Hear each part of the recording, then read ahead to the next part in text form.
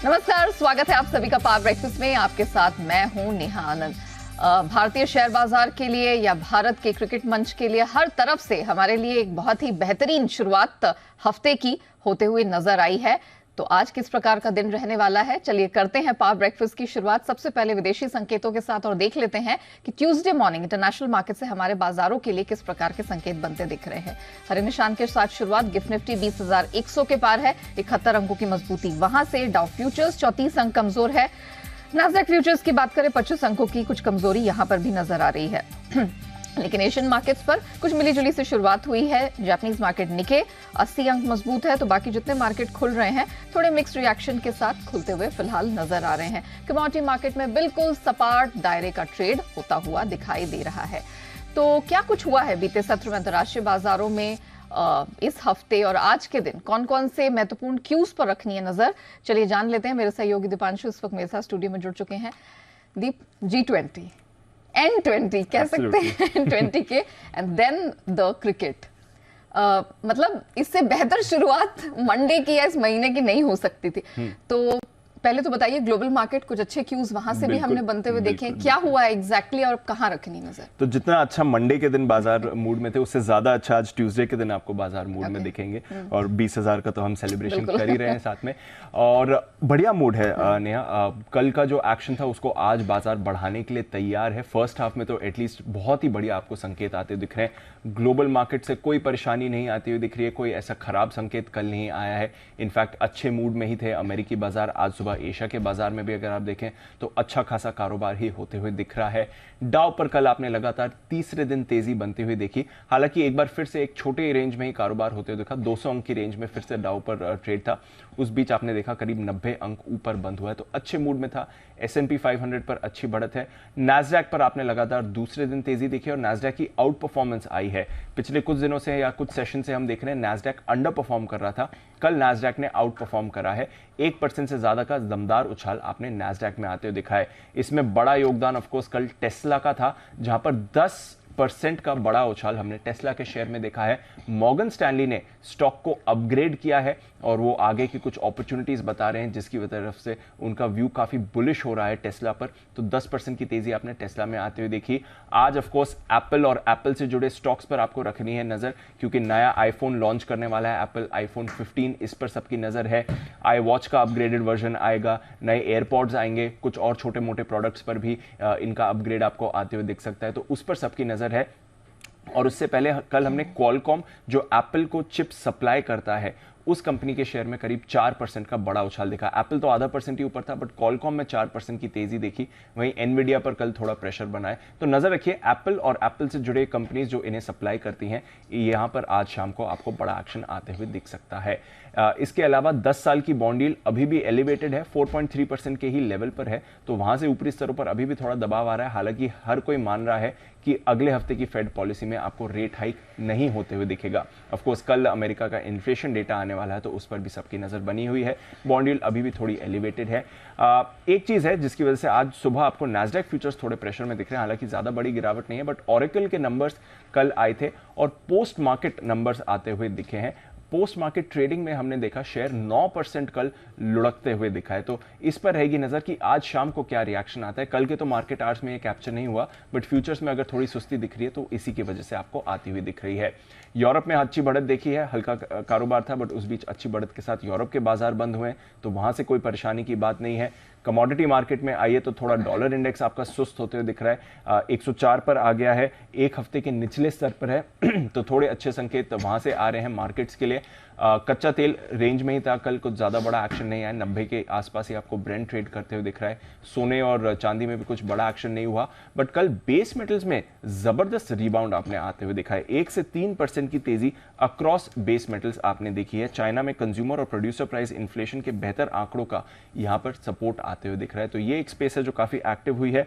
आज अमेरिका का कृषि विभाग है वो एग्री कमोडिटीज पर मानसिक सप्लाई रिपोर्ट जारी करने वाला है, तो उस पर भी बाजार की नजर बनी है। बट ओवरऑल बढ़िया संकेत है। हमने तो कल सेलिब्रेट कर ही लिया 20,000, और इस सेलिब्रेशन को, इस अच्छे मूड को आगे बढ़ाने के लिए आज ग्लोबल मार्केट्स का पूरा सपोर्ट दिख रहा है। बिल्कुल, चलिए तो ग्लोबल मार्केट्स भी कदम ताल करते हुए भारतीय बाजारों के साथ दिखाई दे रहे हैं। धन्यवाद दीपू, पूरी डिटेल दर्शकों के सामने रखने के लिए। आइए आगे बढ़े, उससे पहले देख लेते हैं कि कल यानी कि सोमवार को संस्थागत निवेशकों का प्रदर्शन कैसा रहा है। इंटरेस्टिंगली कैश स्पेस में घरेलू और विदेशी संस्थागत निवेशकों की तरफ से खरीदारी देखने को मिली। 1475 करोड़ के आसपास की खरीद तो एफआईएस की तरफ से है और डीआईएस की बात करें तो 366 करोड़ की खरीद वहां से निकलकर आती हुई दिखाई दी है। अब जिस प्रकार के ग्लोबल संकेत हैं, जिस प्रकार का मोमेंटम पेस हमारे मार्केट्स में, उन सबके बीच आज आपको हमारे बाजारों में क्या रणनीति अपनानी है, इन सब पर बात करने के लिए जी बिजनेस के मैनेजिंग एडिटर अनिल सिंह भी हमारे साथ जुड़ चुके हैं।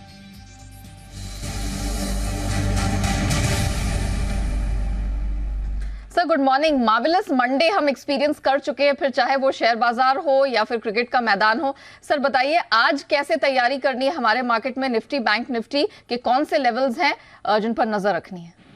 गुड मॉर्निंग नेहा जी, के संकेत काफी अच्छे हैं। हमें तो सिर्फ इतना चाहिए कि अमेरिकी बाजार में कोई बड़ी गिरावट ना दिखे, अदरवाइज भारतीय बाजार में अपना मोमेंटम काफी स्ट्रांग है, इसमें कोई डाउट नहीं। तो अच्छी तेजी के साथ जो हमारा मोमेंटम बना है उसको हम आज और आगे बढ़ाने की कोशिश करेंगे।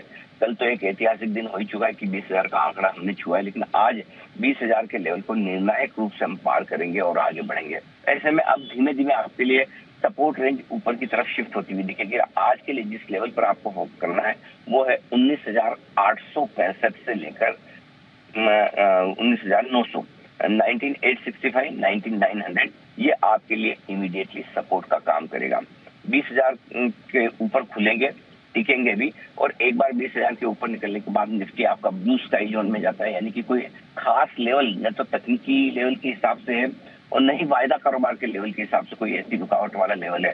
तो आपको सिंपल एक ही चीज करनी कि अपनी ट्रेडिंग पोजीशन को ट्रेल करते चलें और जब तक 19,865 के नीचे अब बंद ना हो तब तक आप अपनी लॉन्ग पोजीशन को बढ़ाए रखें और फिर आज की क्लोजिंग के बाद वो लेवल हम 19,975 का कर देंगे। तो धीमे धीमे थोड़ा और ऊपर जाने की कोशिश हो सकती है।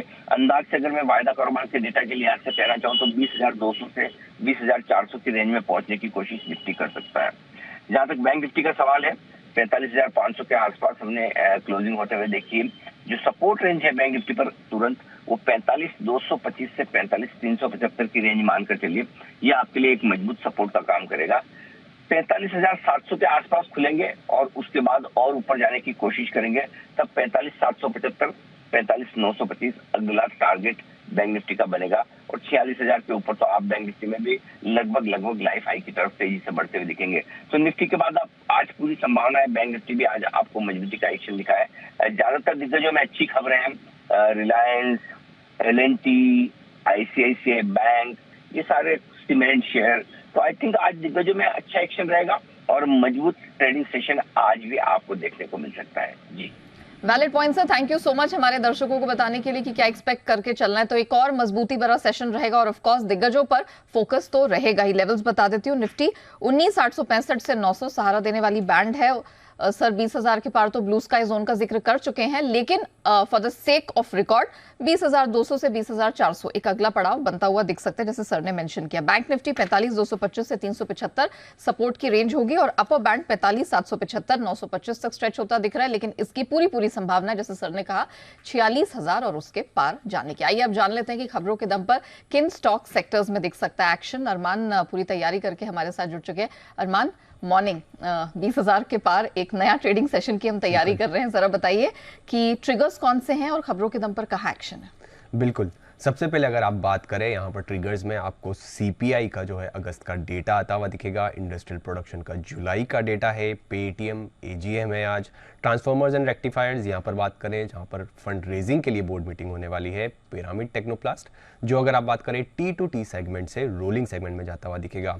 IPO के हिसाब से EMS पर ध्यान रखना है, IPO जिसका आज बंद हो जाएगा, एक्स डेट और रिकॉर्ड डेट में LNT जिसका बायबैक ऑफ शेयर्स है, और पावर ग्रिड जहां पर बोनस इशू है 1:3 का। Asia cup 2023 Bharat versus Sri Lanka का मैच भी है। ग्लोबल के हिसाब से एप्पल जो है न्यू आईफोन वो लॉन्च करता हुआ दिखेगा। IPO में EMS लिमिटेड IPO जिसका आज लास्ट डे है। ओवरऑल सब्सक्रिप्शन अगर आप देखें 15 गुना बढ़ता हुआ दिखा है, जिसमें रिटेल का हिस्सा 16.6 टाइम्स बढ़ता हुआ दिखा है। NII का हिस्सा देखेंगे लगभग 30 गुना के आसपास बढ़ता हुआ दिखा है। श्याम मेटालिक्स एंड एनर्जी यहाँ पर नॉन रिटेल का हिस्सा जो है लगभग 442% बढ़ता हुआ दिखा है, और OFS में ओवर सब्सक्रिप्शन का जो ऑप्शन है उसके विकल्प का कंपनी जो है इस्तेमाल करेगी। और उसी के साथ साथ रिटेल के लिए भी ऑफिस खुलेगा। रिजल्ट्स के हिसाब से टीवीएस सप्लाई चेन सॉल्यूशन, इनके अगर आप नतीजे देखें तो नतीजे आपको थोड़े कमज़ोर दिख रहे हैं। आय लगभग 12% गिर कर आई है। कामकाजी मुनाफे की अगर आप ओवरऑल बात करें पर वहाँ पर 4% के आसपास की बढ़ोतरी, मार्जिन्स भी इंप्रूव हो के आए हैं। कंपनी का जो घाटा है वो 4 करोड़ से घाटा बढ़कर 65 करोड़ पर आ गया, क्योंकि एक्सेप्शनल लॉस है 23 करोड़ का। L&T फाइनेंस, यहाँ पर रिपोर्ट्स है कि आज एक बड़ी ब्लॉक डील जो है वो संभव है। ब्लॉक डील के जरिए बैन कैपिटल जो है वो लगभग 2.62% के आसपास जो हिस्सेदारी बेच सकते हैं, और फ्लोर प्राइस जो रखा गया है वो 129.7 का रखा गया है, जो कि मौजूदा भाव अगर आप देखेंगे तो 0.6% डिस्काउंट पर है। L&T इन्होंने बायबैक का जो भाव पहले 3,000 था उसे बढ़ाकर 3,200 कर दिया है, और अब 3.33 करोड़ शेयर की जगह 3.12 करोड़ शेयर जो है उसका बायबैक होगा। शुगर स्टॉक्स पर आपको ध्यान रखना है, चीनी पर सख्ती की तैयारी है। सरकार ने सभी शुगर कंपनियों से मांगा, उनका बिक्री जो है उसका डेटा जो है वो मांगते हुए दिखे, और 12 सितंबर तक उनको जो है ये सारी जानकारी देनी होगी। मतलब जैसे कि देखें कि आज उन्हें सारी जानकारी देनी होगी। स्टील कंपनीज पर फोकस रखना है, क्योंकि चीन से जो फ्लैट बेस स्टील व्हील है उस पर जो एंटी डंपिंग ड्यूटी है वो जारी रहने वाली है। बजाज फाइनेंस लिमिटेड, यहाँ पर बजाज फिनसर्व के जो एमडी का बयान आया है, उन्होंने कहा है कंपनी 4 व्हीलर और ट्रैक्टर की फाइनेंसिंग करेगी, और ये अगले 2 से 3 साल में जो है फाइनेंसिंग करना शुरू की जाएगी। आईसीआईसीआई बैंक, संदीप बख्शी साहब को दोबारा एमडी और सीईओ नियुक्त करने को मंजूरी मिलती हुई दिखी है। टोरेंट पावर, यहाँ पर मीडिया रिपोर्ट्स पर कंपनी की सफाई आई है। मीडिया रिपोर्ट्स ये थी कि प्रमोटर्स जो है अपने शेयर्स प्लेज कर सकते हैं जो सिप्ला के एक्विजिशंस के लिए। उस पर उन्होंने कहा है कि प्रमोटर्स द्वारा शेयर गिरवी रखने की योजना से उन्होंने इनकार किया है। बल्ड डील्स है कई सारी, जिसमें आप आईडीएफसी फर्स्ट बैंक की बात करें, जिसमें सेलर्स हैं वेम्बू वैद्यनाथन जी हैं, जिन्होंने लगभग 0.8% के आसपास 0.77% हिस्सेदारी बेची है। खरीदारी में गोल्डमैन सैक्स जो है वो खरीदते हुए दिखे हैं, जीक्यूजी पार्टनर्स जो हैं वो खरीदते हुए दिखे हैं, और कई सारे नाम हैं जिसमें आपको अबू धाबी, ऑस्ट्रेलियन सुपर और कई सारे नाम से वहाँ पर आते हुए दिखे हैं। महानगर गैस, यहाँ पर Norges bank on account government pension fund ने लगभग 10.7 लाख शेयर्स जो है यहाँ पर बेचे हैं। ऋषभ इंस्ट्रूमेंट्स की बात करें तो वहां पर बंधन म्यूचुअल फंड और स्मॉल वहां पर मिड कैप फंड जो है उन्होंने लगभग 2.76 लाख शेयर्स जो है वो खरीदते हुए दिखे हैं। निपॉन इंडिया म्यूचुअल फंड ने भी लगभग 10 लाख शेयर्स खरीदे हैं। क्वाड म्यूचुअल फंड की बात करें उन्होंने भी 4 लाख शेयर्स जो है वहां पर खरीदते हुए दिखे हैं। और अंत में केएनआर कंस्ट्रक्शन की बात करें तो एचडीएफसी म्यूचुअल फंड ने लगभग 15.5 लाख शेयर्स जो है वो यहाँ पे खरीदते हुए दिखे। चलिए, ये तो वो खबरें हैं, ट्रिगर्स हैं जिन पर आपको रखनी है नजर, क्योंकि कमाई का भरपूर मौका यहां से मिलेगा। लेकिन हमारे लिए सबसे बड़ा और ऐतिहासिक दिन तो रहा कल का, जब हमने 20,000 का आंकड़ा पार होते हुए देखा। लेकिन अब तक निफ्टी का 1,000 से 20,000 तक का सफर किस प्रकार का रहा है, क्या क्या लैंडमार्क्स रहे हैं, क्या क्या अचीवमेंट्स रही हैं, पूरी डिटेल्स अरमान के पास है। तो अरमान, आज आपके लिए एक और काम है, जरा बताइए 1,000 से 20,000 का सफर कैसा रहा है और ये पूरी जर्नी कैसी रही? बिल्कुल, ये जर्नी अगर आप देखें, जर्नी जो चालू हुई थी वो 22 अप्रैल 1996 से जो है वहां से चालू हुई थी, जब आपका निफ्टी 50 इंडेक्स जो है लॉन्च होता हुआ दिखा था। उसके बाद से अगर आप देखें लगातार बढ़ते बढ़ते हम 20,000 का जो बड़ा आंकड़ा वो अगर पार करते हुए दिखे हैं। सबसे पहले अगर आपको बता दूं, सबसे जो बड़ी हमने टाइम लिया था जहां पे 1,000 से 2,000 आने में हमको लगभग 2,818 दिन लगे थे, जब हम 9 जनवरी 2004 को वहां पर आए थे। और कई सारे ऐसे इवेंट्स भी आए जहां पर हमने कंपैरेटिवली बहुत कम दिन दिए। जैसे फॉर एग्जांपल की अगर आप बात करें तो यहाँ पर आपको लगभग 14,000 से 15,000 में 36 दिन लगे थे। 16,000 से 17,000 में आपको अगर आप बात करें तो 28 दिन के आसपास लगे थे, जो कि सबसे कम दिन लगे थे 1000 पॉइंट्स की रैली में। और इस बार की अगर आप रैली की बात करें तो लगभग 75 दिन के आसपास जो है वहां पर आपको लगते हुए दिखे हैं। अब ये तो गई बात अगर 1,000 से 20,000 के आसपास की। अगर आप पर 5,000 की बात करें तो 1,000 से 5,000 में लगभग हम देखें 11 साल लगे थे। 11 साल 5 महीने और 5 दिन लगते हुए दिखे थे। 5,000 से 10,000 की बात करें तो वहां पे 9 साल 28 दिन लगते हुए दिखे थे। 10,000 से 15,000 की बात करें तो वहां पर 3 साल 6 महीने 11 दिन लगते हुए दिखे थे। और ये इस बार के अगर आप देखें 15,000 से 20,000 तो वहां पर सिर्फ 2 साल 7 महीने और 6 दिन लगते हुए दिखे। तो हर बार की 5,000 की रैली जो है वो कंपैरेटिवली बहुत कम समय में आ रही है। और अगर आप 10,000 का इंटरवल का देखें, जिसमें अगर 1,000 से 10,000 की बात करें तो वहां पर 21 साल 3 महीने 3 दिन लगते हुए दिखे थे। और अंत में 10,000 से अगर आप 20,000 की बात करें तो वहां पे 6 साल 1 महीने और 17 दिन लगते हुए दिखे। ओके, चलिए, तो हम कह सकते हैं हर एक लैंडमार्क की जो कहानी है वो बहुत ही अहम रही है। एंड आई एम श्योर हम जिससे भी बात करेंगे कुछ ना कुछ नई कहानियां, नई स्टोरीज, नई उम्मीद यहाँ पर बनती हुई दिखाई देगी। धन्यवाद अरमान, पूरी डिटेल, पूरी रिसर्च दर्शकों के सामने रखने के लिए।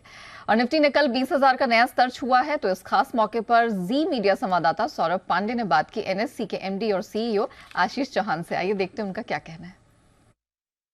हमारे साथ खास बातचीत के लिए मौजूद है एनएससी के MD and CEO Ashish Chauhan sir. Sir, Zee media पे आपका स्वागत है। सबसे पहले सर आपको बहुत शुभकामनाएं।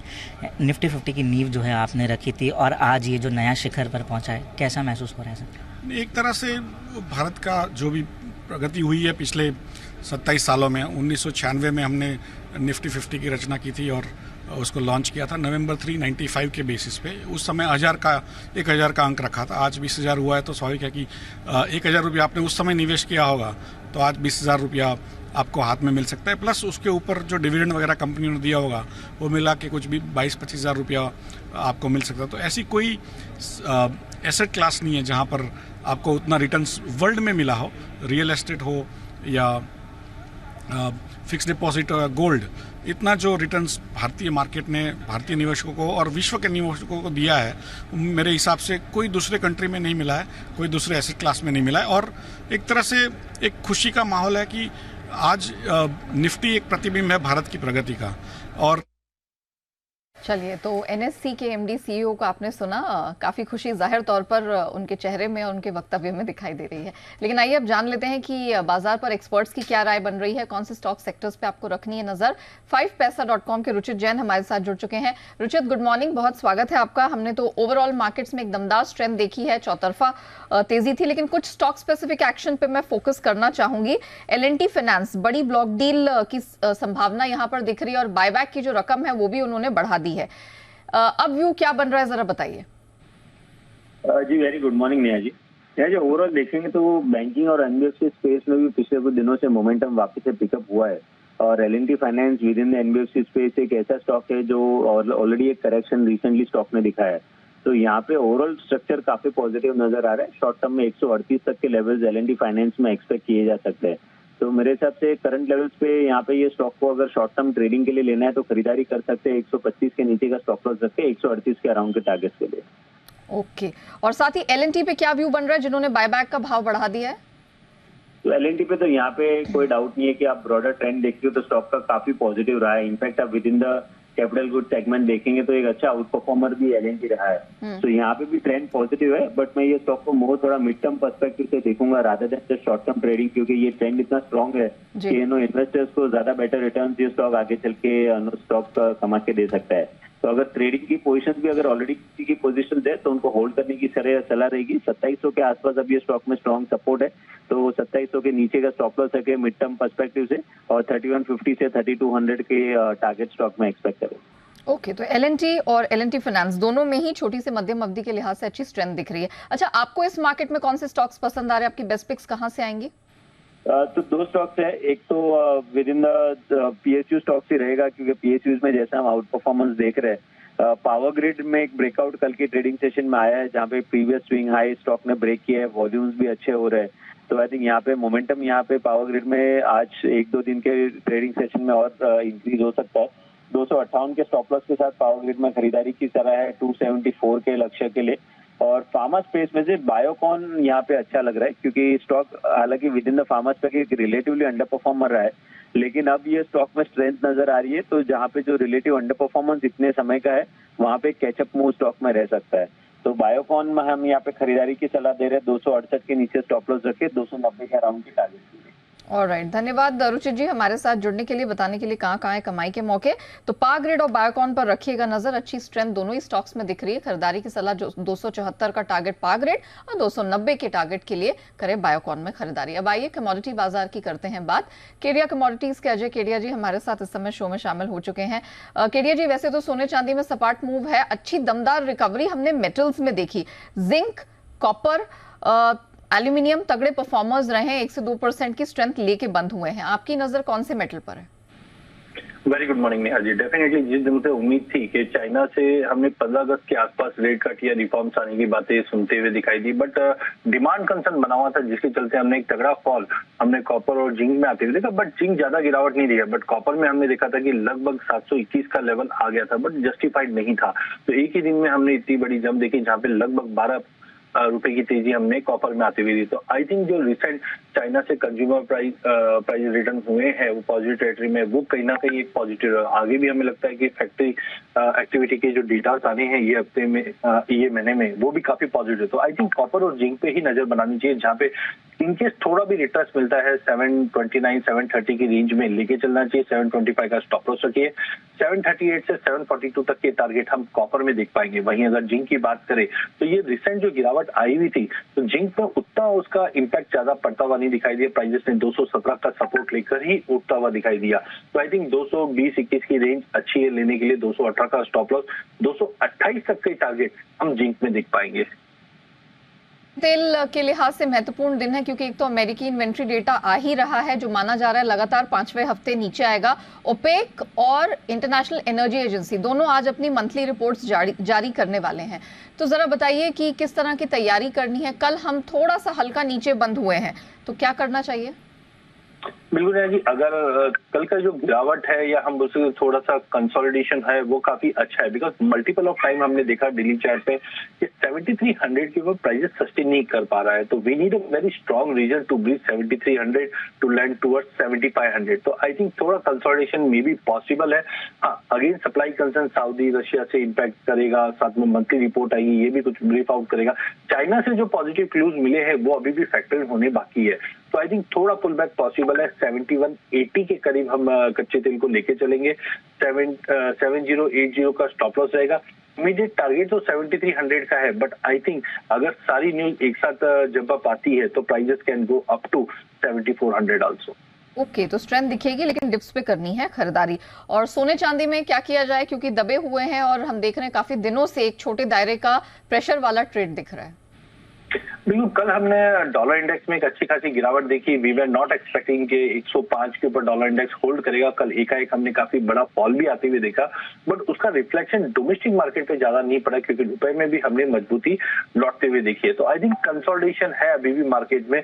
अनलेस एंड अनटिल 59,200 का लेवल गोल्ड नहीं तोड़ता है तब तक मार्केट में दायरा रहेगा। चांदी के अंदर भी ऐसा ही कुछ हाल है कि जब तक 72,500 के ऊपर होल्ड नहीं करता मार्केट दायरे में। बट शॉर्ट की सलाह नहीं रहेगी। नीचे में मुझे लगता है कि 58,700 के करीब, 58,700 के करीब गोल्ड को लेना चाहिए। 58,500 का स्टॉप लॉस रखिए। 59,100 का टारगेट रहेगा गोल्ड में। वहीं अगर चांदी की बात करें तो जिस ढंग से कॉपर में रिकवरी आई है तो चांदी में एक बाइंग बनाई जा सकती है 71,800 पे। 71,300 का स्टॉप लॉस रखिए। इमीडिएट टारगेट 72,800 का रहेगा। ओके, चलिए, तो अक्रॉस द बोर्ड खरीदारी बनती है मेटल, बुलियन, कच्चा तेल सब में, लेकिन करनी है आपको डिप्स के साथ खरीदारी। दायरे का ही ट्रेड यहाँ पर देखने को मिलेगा। धन्यवाद केडिया जी हमारे साथ जुड़ने के लिए, बेहतरीन पिक्स सामने रखने के लिए। और आपको बता दें, निफ्टी की रिकॉर्ड तोड़ तेजी के बाद आज सुबह 10:30 बजे आपको जी बिजनेस के साथ चिपक के रहना है, क्योंकि एक खास पेशकश 20,000 पर 20 सवाल हम आपके लिए लेकर आ रहे हैं। #AskAnilSinghvi इस हैशटैग का इस्तेमाल करके आप अपना सवाल पूछ सकते हैं और अनिल जी खुद आपके सभी सवालों के देंगे जवाब। तो जुड़ना मत भूलिएगा 20,000 पर 20 सवाल में आज सुबह 10:30 बजे। और इसी के साथ पावर ब्रेकफास्ट को हम यहीं रैप अप करते हैं, लेकिन बने रहिएगा जी बिजनेस के साथ।